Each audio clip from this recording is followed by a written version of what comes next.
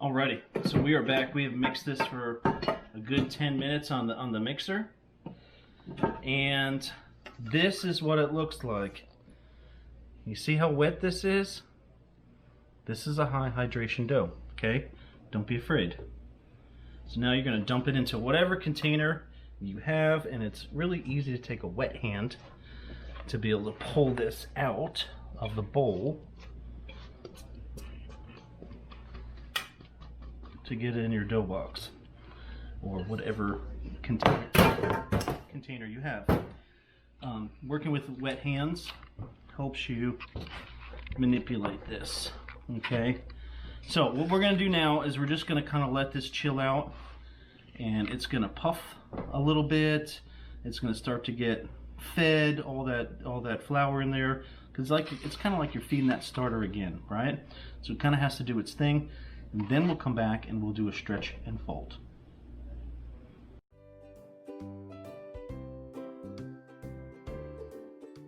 Okay, we have let our dough sit in our pan here, our proof box. All right, and we've let it sit here for about an hour and a half. So we're gonna do what's called a stretch and fold. Okay, and so I'm using some wet hands here. You know, wet little dough scraper. And what we're going to do is we're going to pick it up, stretch it into itself, okay? So we kind of get it manageable here. And each time you do this, it gets a little easier to deal with because you're developing the gluten. So you want to lift it up as high as you can, fold it back into itself, okay? Then we're going to take this side, same deal, lift and fold, stretch and fold, stretch and fold. And as we keep doing this, okay, over the course of time, it is developing gluten. Now you can see it's kind of holding itself together. We have a nice little wet, high hydration dough here. All right, so we're gonna let this sit again for another 2 hours. So you just kind of walk away, forget about it. What I like to do is just cover it up. If you have a lid, my other pizza box has pizza dough in it right now. But now we're just gonna let this sit out for another 2 hours, and we'll come back. If you forget, or you're walking by and you want to play with the dough, go ahead, do a stretch and fold. Just be gentle, pick it up, let it down, pick it up, let it down. Each time you do this, it's gonna get stronger and stronger, and you're trapping that air in there, which is making it puffy, and you're gonna see a change each time, okay? And then we'll eventually get it into a basket. So one of these, all right? And we will get it in here, and we'll do our final proof in it, and then we'll bake. Excellent.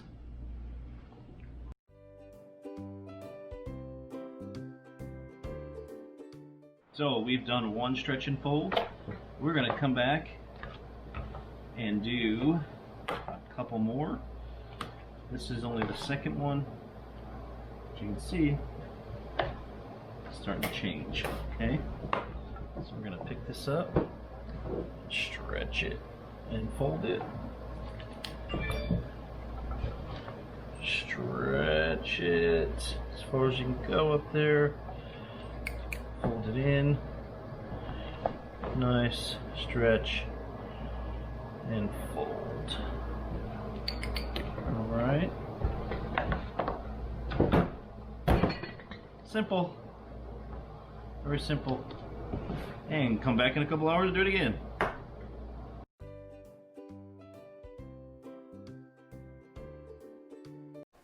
Okay, we are back, and we have done we've done 4 stretch and folds, okay? So on this last bit here, we're going to take some wet hands, and we are going to look at this, and we're going to kind of see where we're at, all right? The way you tell if you have enough gluten is if you can stretch this and see through it. All right, and that it does not tear easily. It might tear a little bit, won't tear easily. So this is ready to now put in a baton basket, and we will then bake it, which is where you wanted to get to, right? All this work. So the total amount of proofing has been about 8 hours. Here's a couple little tips. So if you're like, you know, oops, I made my dough and I'm not going to stay up and do the stretch and fold every couple hours and all that good stuff, take it, put it in the fridge overnight, work on it tomorrow, pull it out. Now here's the thing, when you take it out, before you start stretching and folding, you kind of need to let it get up to room temperature again.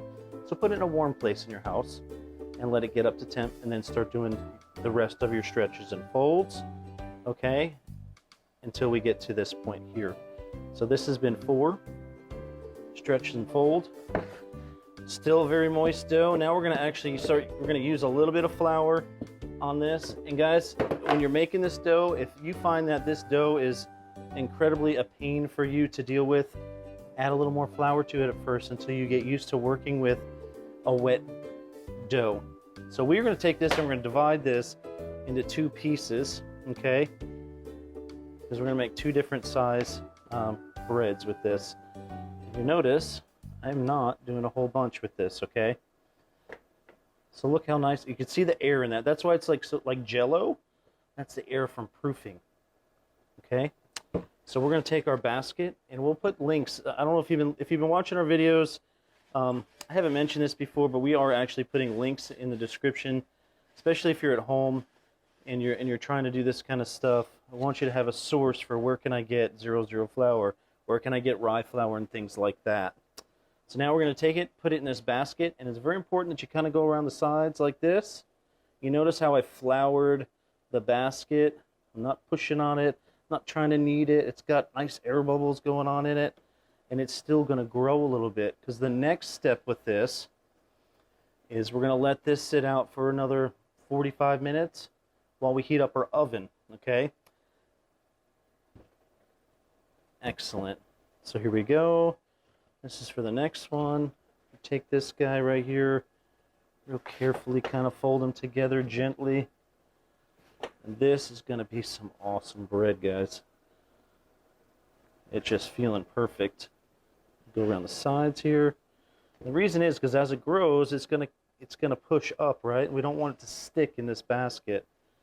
All right? And you notice the basket already had flour all in it. You're never washing these baskets, okay? All you're doing is brushing them out, kind of tapping them. That's good. You want a kind of a crust to kind of build up in there of flour so it becomes nonstick, okay? Remember, we're still cooking this in a 425-degree oven, and we're going to cook it in a cast iron pot, okay? And I will show you that when we get back to actually baking.